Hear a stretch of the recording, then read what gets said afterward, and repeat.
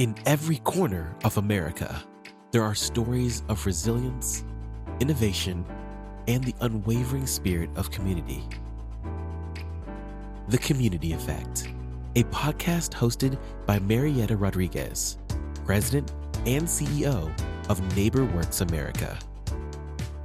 Welcome back to The Community Effect. We're continuing our conversation with Chris Herbert from the Harvard Joint Center on Housing and Michael Butchko from NeighborWorks America.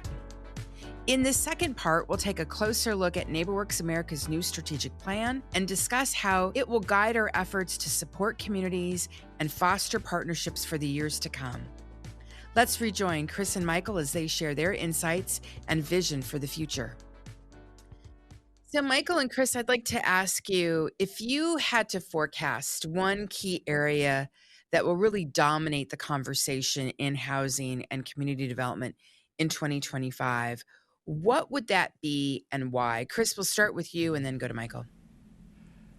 You know, I have to say, I think it's going to continue to be supply. We haven't solved this problem. That it was a subject of conversation during the presidential debate, and I think we're going to see that issue resurfaced is what can we do at the federal level, at the state level, at the local level to increase the supply of housing, and particularly the supply of housing that's within reach of people of modest means. I would say the key word is going to be affordability, and it does piggyback on supply, of course, but even for existing homeowners, as costs increase, rehabilitation needs occur, folks who are aging in place need a different kind of housing, all of that will cost additional money. And we know right now that the price of borrowing money is quite high. And so it makes me wonder how affordability will be manageable for both existing homeowners and people who are seeking to become homeowners in 2025.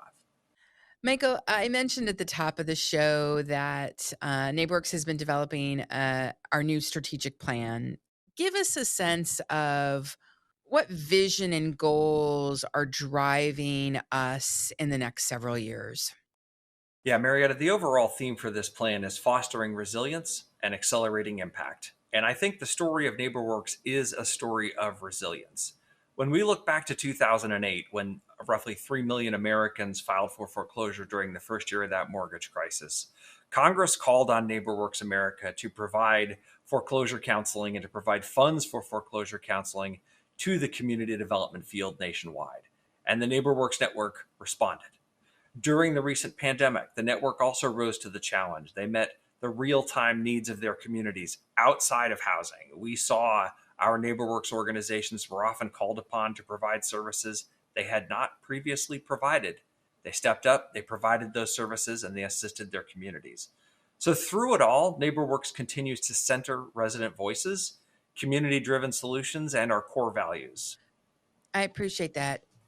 Are there trends or shifts that we can anticipate that will influence this work? Chris, based on your research and insights from the Harvard Joint Center on Housing, what might we be watching in 2025?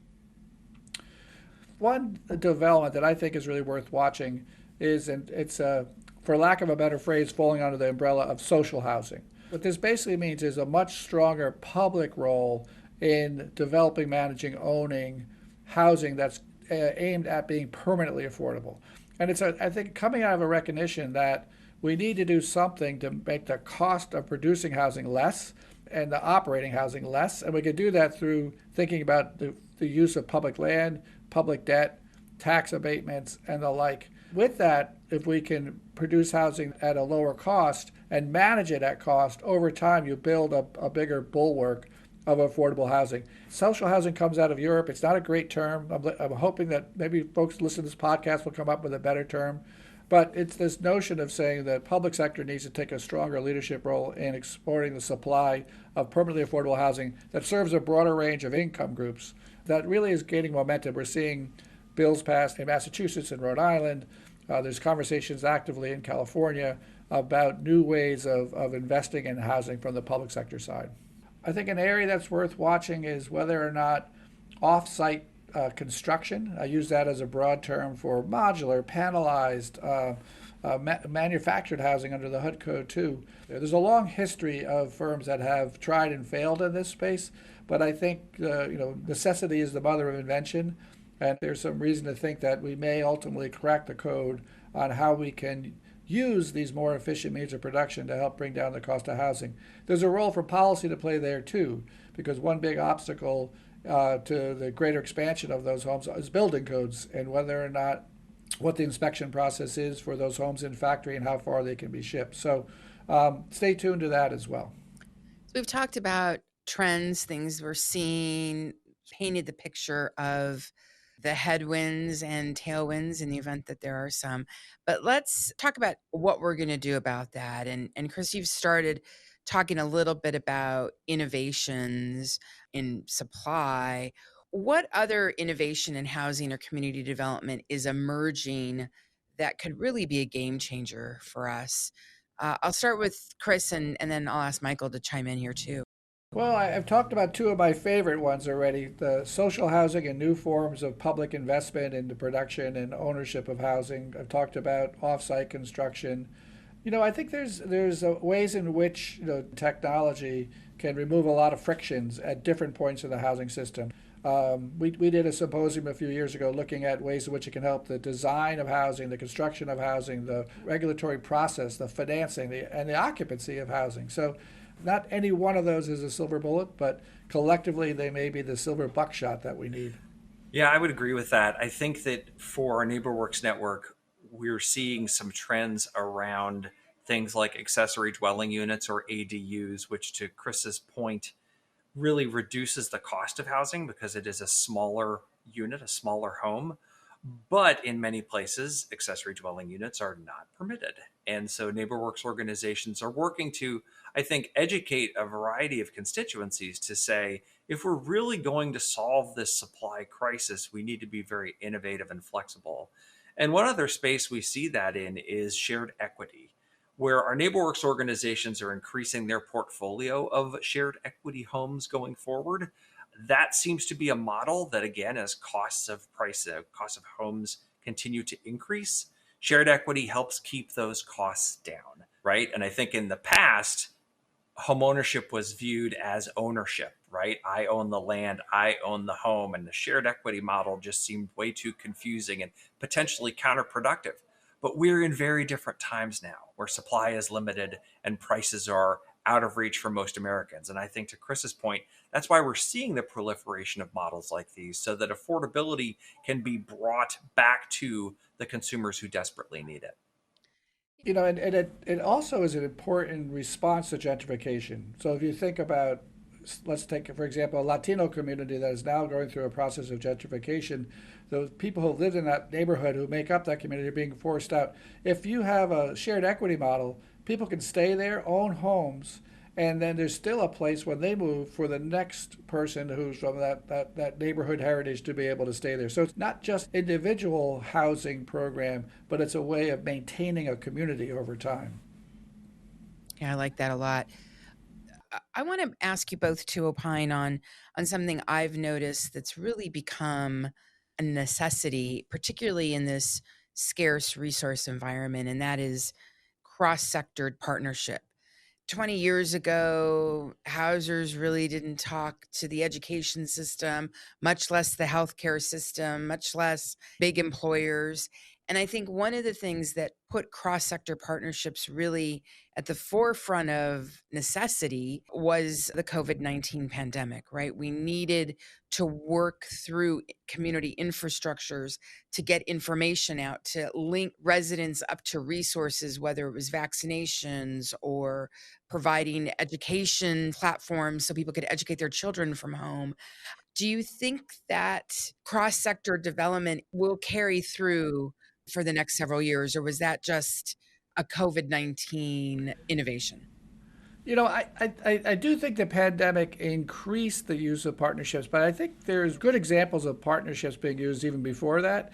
And in the housing space in particular, because these issues are complex and interwoven with so many other systems, to address our fundamental need, not just for affordable housing, but for thriving communities, they have to be cross sectors. I'll give you two examples, one from the renter space and one from the homeowner space. Purpose-built communities that sprung out of Atlanta and redevelopment of public housing was trying not just to redevelop the housing, but redevelop the neighborhood. And they found that there's two key elements to making that neighborhood a thriving place. One is that there's a good, strong school where kids can go so that they can succeed in life, which also is important because it attracts middle-income folks who care about schools and their kids getting a good education. And the other piece of it is workforce development, where we aren't just giving people an affordable home, but giving them the ability to train and get a better job. So the purpose-built model is intentionally cross-sectoral, getting different players who are worrying about workforce development, worrying about education, worrying about other supportive services and housing, all working together, rowing together to have an impact at a neighborhood level. On the homeowner side, and that ecosystem, what you need organizations that are engaging with these communities to help make people aware of opportunities for homeownership. That means churches, it means employers, it means other community-based organizations who are then connected with housing counselors, who are then connected with lenders, who are then connected with people who are developing and supplying new forms of housing. So you have to have all those sectors rowing together. And we've seen that model. NBA has a convergence model that they've rolled out in Memphis and Philly and Columbus, Ohio. There's the National Fair Housing Alliance in partnership with Housing Conference and others who have rolled out the 3x30 campaign to expand black homeownership. They're both very similar in using this multi-sector collaboration in order to bring together all the tools people need to get over the hump into homeownership. I love those examples, Chris, because it proves how important alignment is amongst partners across sectors. Michael, for organizations and leaders listening in, given all we've talked about, what advice would you offer for making the most impact, moving the needle in 2025? I'm going to go a bit off the direction I've had previously here and say your labor, your team, your employees are the most important asset that you have. We've had a really strange labor market over the last 5 to 6 years, right? The pandemic created increased portability of staff, and then that kind of changed. And we saw many people leave the workforce, and we saw people enter the workforce and really weren't sure what their path was. I think there are opportunities now where there are a lot of very dedicated folks who want to make a difference in their community and the nation at large. And frankly, for community development organizations, that's a great opportunity to consider who's in your workforce, who's on your team, and how you can maximize that. And if you're going to accomplish anything meaningful as a nonprofit organization, you need the right team. So that's the place that I would really think in terms of things we can influence directly as nonprofit leaders.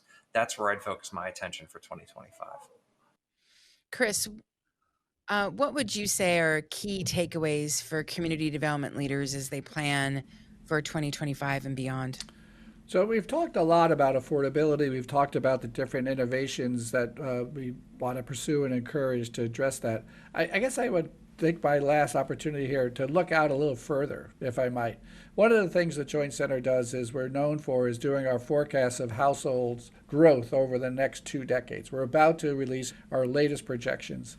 And what's stark about the projections is that we are calling for much slower levels of household growth over the next 2 decades, largely because of the fact that the baby boom generation is going to begin dying off. And by 2035 or thereabouts, the natural increase in population in this country is going to go negative, meaning that there's going to be more deaths than births. And absent immigration, that means we're going to have a fall off in the number of households, not a growth. So with immigration, we project over the next decade, between 2025 and 2035, we'll have about 850,000 new households a year. Mind you, over the last several decades, we've averaged 1.2 million a year. So that's a big slowdown. The decade beyond that, it falls below 600,000 a year. There's 2 aspects of the household growth we're going to have, too, that's important to note. One is that increasingly the growth that we are going to see is among oldest households. So while the baby boom generation is dying off, it's also greatly increasing the number of households over age 75, which is going to more than double by 2035 to 17 million households. So the need for housing that is appropriate and suitable and safe for older adults is going to just grow in importance. We may not see that all come to play in 2025, but I think your organizations, your network ought to be preparing for that. The other piece of it is that because the baby boomer generation is predominantly white, all of the net growth in households is going to be among people of color. And particularly most of the growth among households who are going to be of home buying age are going to be Hispanic and Asian. And so really need to lean into ways in which we can support people in those communities getting into home ownership going forward. But overall, with that much lower level of household growth, we're going to go from a situation where we've been talking about we don't have enough housing to many places we're going to say we have too much housing. And so I think we're going to have to shift too from a new production to a preservation mentality over time. I think now's a good time for your organization to be dusting off what brought you guys to the fore back in the 1970s, which was home rehab and improvement spending as well. That reality that you've just painted for us, I really do think it's so important for us to look beyond the current need and crisis and plan. And I really appreciate the picture, Chris, you've just painted. Michael, what would you say about that picture? I think what's most interesting within the NeighborWorks data is that these are trends we are seeing already, not to the degrees that Chris is talking about, but the NeighborWorks new home ownership numbers have seen a marked increase in home buyers who identify as Hispanic or Latino. We've seen a significant increase over the last 5 years. We expect to continue to see that going forward. And the NeighborWorks numbers for preserved homes, or homes that have required owner-occupied rehabilitation services, have seen a significant increase over the last 5 years. That's been a combination of both home buyers needing or homeowners needing this service, as well as localities identifying this as an emerging issue. So yes, folks will need different housing than they are in. And in the absence of that housing being created and available, they will need services to adjust their current housing situation so that they can stay in it. All right, I'm going to ask you one last question. For each of you, given all the headwinds that we've talked about and all the trends, what's inspiring you? What makes you believe that we can meet this moment and ensure that everyone has access to safe, decent, affordable housing?